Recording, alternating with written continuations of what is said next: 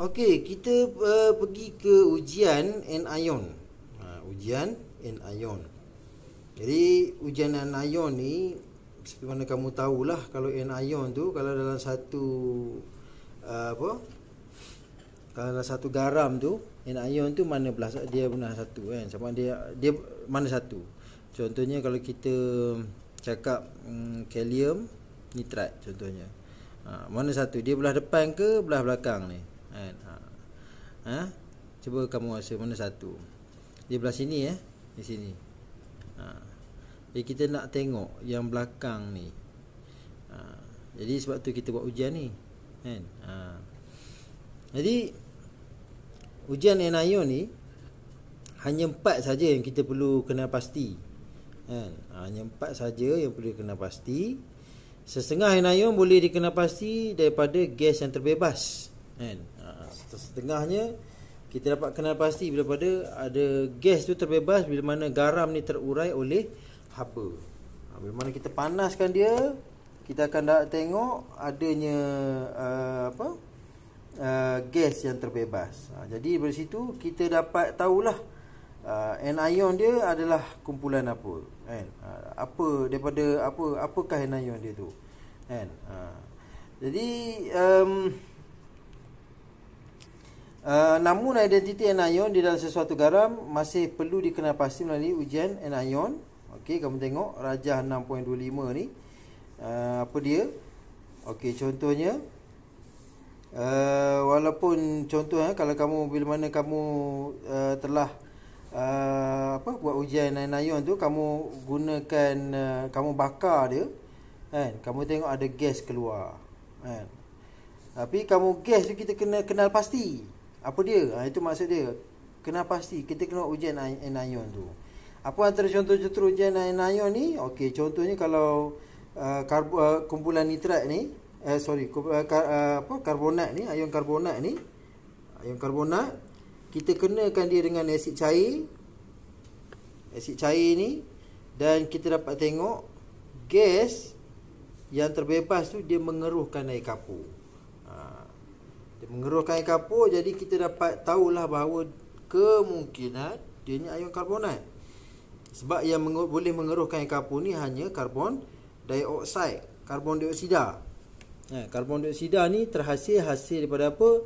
Daripada kamu bakar garam karbonat.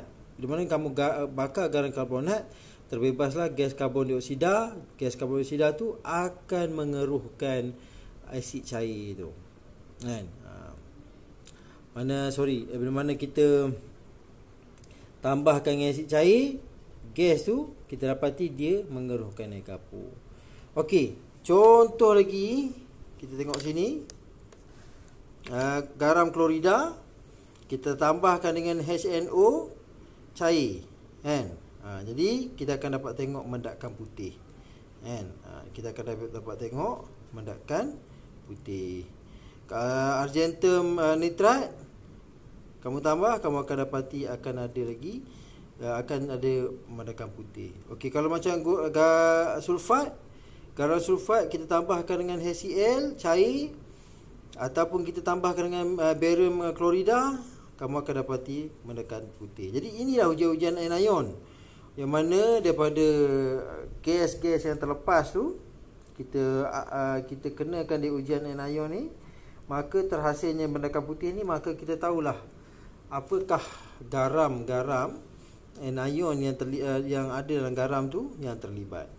Okey, kalau garam nitrat ni, kan, kita kenakan dia asid sulfurik, ferrum sulfate dengan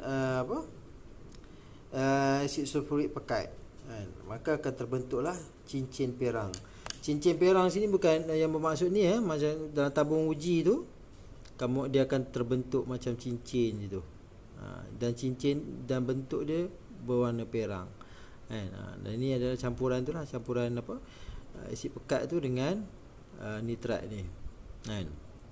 Gas nitrat tu. Jadi dari sini kita dapat uji, kita dapat tengok, kan, gas yang terhasil tu, hasil daripada pembakaran tu, Bila mana dia dikenakan dengan asid pekat, kita dapat tengok ada cincin perak. Jadi kita tahulah dia adalah dalam garam tu ada kumpulan nitrat. Okey, kita tengok sini. Asid nitrik HNO3 ni dan larutan barium nitrat boleh digunakan untuk menggantikan asid hidroklorik yang sini. HCl dan larutan barium klorida BaCl untuk menguji kehadiran ion sulfat. Okey, jadi kat sini kalau tak ada HCl boleh digunakan HNO3. Sini pun boleh dipakaikan barium klorida untuk menguji kehadiran ion sulfat. Okey, jadi itu ujian anion yang mana digunakan untuk menguji kehadiran anion ni lah dalam sesuatu garam. Okey. Ini terdapat eksperimen. Saya minta kamu tolong baca untuk membiasakan diri kamu dengan eksperimen lah.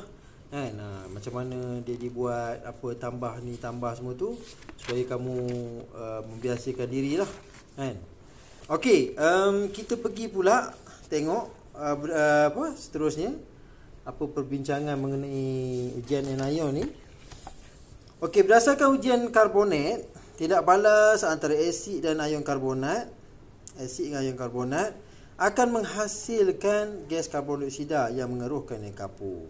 Jadi kita tahu bila mana dikenakan kita buat ujian karbonat ni, kita tambah dia dengan asid, jadi dia akan menghasilkan gas karbon dioksida. Bila mana dia mengeruhkan yang kapur, kita tahu bahawa wujudnya ion karbonat kat situ.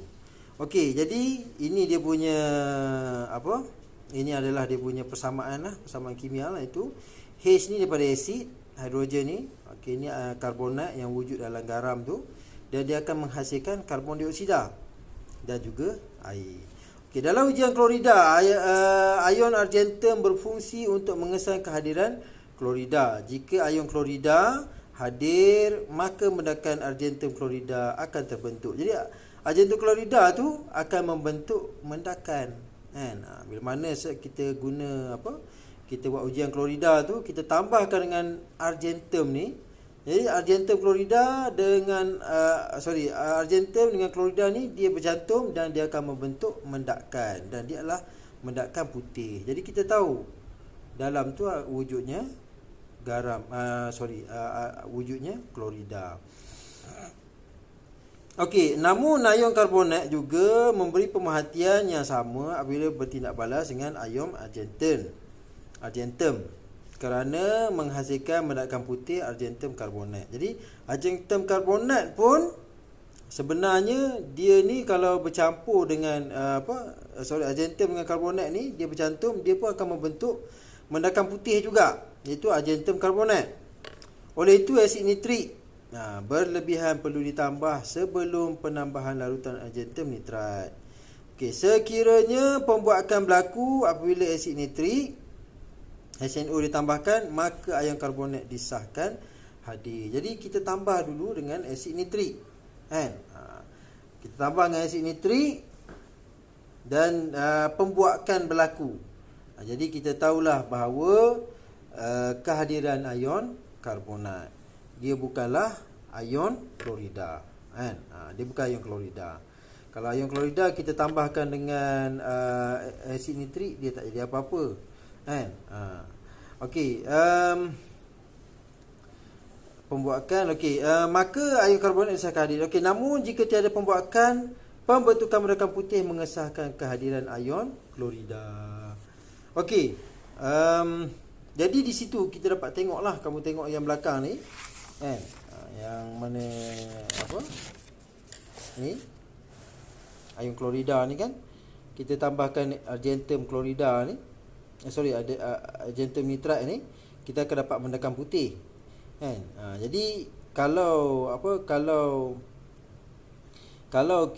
kita nak sahkan, kalau contohnya kita punya ion ni, yang ni kita tambahkan argentum ni pun, kita akan dapat argentum karbonat, dia pun mendakan putih juga, itu pun mendakan putih juga. Jadi macam mana kita nak bezakan dua ni? nak bezakan antara argentum karbonat dengan argentum klorida. Sebab itulah kita kena tambahkan dulu dengan HNO3 ni. HNO3 tambah, okey, contohnya pembuakan berlaku. Jadi kita tahulah itu karbonat. Kalau tak ada pembuakan, lepas tu kita tambah argentum nitrat ni, tengok dia mendapatkan putih. Jadi kita tahu ini adalah ion klorida. Itu maksud dia. Okey.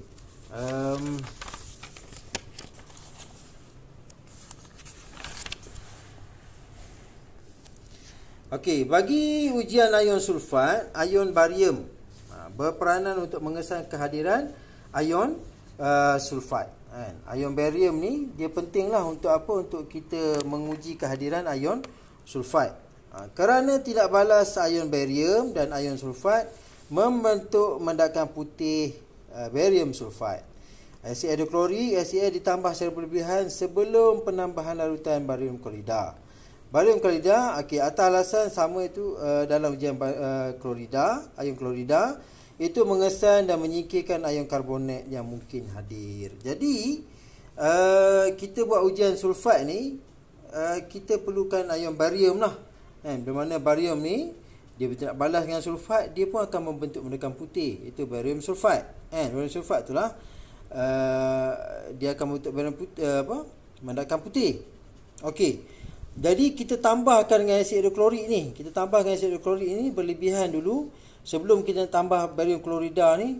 Supaya apa? Supaya kita dapat detect betul ke ni ada sulfat punya. Macam tadilah, macam saya sebutkan tadi. Jadi iaitu untuk mengesan dan menyingkirkan ion karbonat yang mungkin hadir lah. Okey, kita tengok contoh. Kita tengok dalam jadual ni.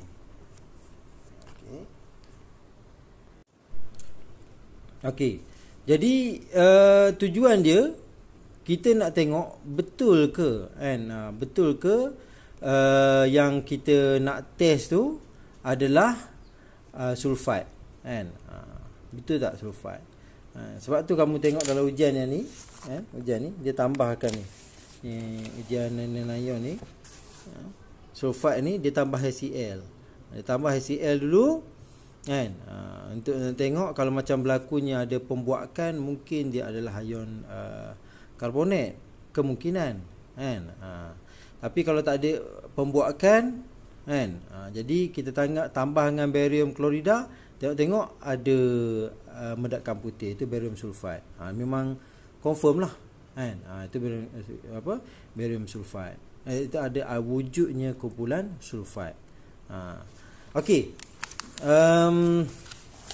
Itu fungsinya lah, kita letakkan dulu asid hidroklorik ni untuk memastikan ada ke karbonat dalam tu.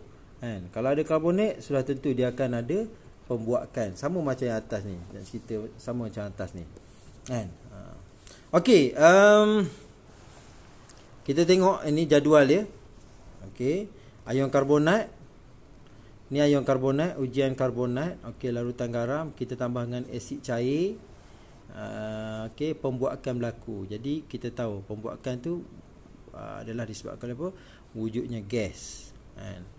Wujudnya gas. Apa persamaan ion dia? Okey, persamaan ion dia hidrogen tambah karbonat, dia akan hasilkan karbon dioksida dan air. Pembuakan dia tu itu adalah karbon dioksida ni. Dan ion karbonat ni kita tahulah dia hadir. Dia mesti mengeruhkan air kapur. Jadi kita tahu wujudlah ion karbonat. Okey, kalau ion klorida, ujian ion klorida ni pula, okey, larutan garam ni kamu tambah dengan HNO.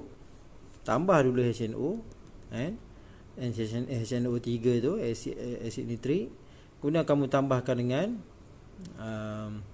argentum nitrat, maka dia akan terbentuklah mendakan putih.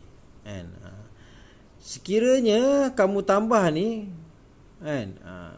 kamu tambah argentum nitrat ni, terbentuklah mendakan putih, jadi itulah confirm lah adanya ion klorida.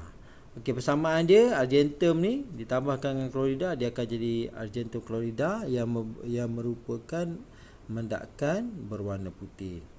Okey. Ion sulfat. Ion sulfat ni pula larutan garam ni kita tambah dengan HCl. Okey, jadi sebenarnya kita nak cerita sini bahawa kita tak tahu ada ke tidak. Adakah ini sulfat? Kita tak tahu tak tahu. Kita tambah dengan HCl, tiba-tiba berlaku pembuakan. Itu kemungkinan kan. Wujudlah ion karbonat dalam tu.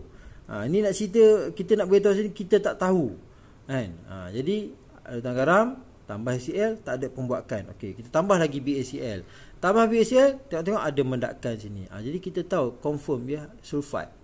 Dia adalah ion sulfat wujud. Okey, jadi bila mana kamu tambah dengan barium klorida, adanya mendakan putih, maka ia adalah wujudnya kumpulan sulfat sebenarnya. Okey, jadi wujudnya ion sulfat. Jadi ion sulfat ada, persamaan dia barium tambah dengan sulfat ni, dia akan BaSO4. Okey, kalau ujian untuk ion nitrat pula, okey, ni larutan garam. Kita tambahkan dia dengan asid H2SO4 cair. Okey, dan tambah dengan ferrum sulfat kan. Kemudian kita tambah dengan H2SO4, maka kamu akan dapati terbentuklah cincin perang di sini. Terbentuk cincin perang. Jadi kita akan tahulah bahawa wujudnya ion nitrat. Okey, ni sekarang ni yang kamu tengok dalam buku ni, ini merupakan SOP prosedur macam mana kita nak menguji sesuatu ion. Ada tak dia wujud dalam sesuatu garam tu. Kan? Bayangkan kamu mendapat satu tabung uji yang kamu sendiri pun tak tahu dia apa. Sebab tu kita akan buat ujian ni satu dan kita akan tengoklah dia punya hasil kajian tu kan, hasil eksperimen tu. Daripada situlah kita akan dapat tengok okey, yang wujud ni apa dia dalam sesuatu garam tersebut.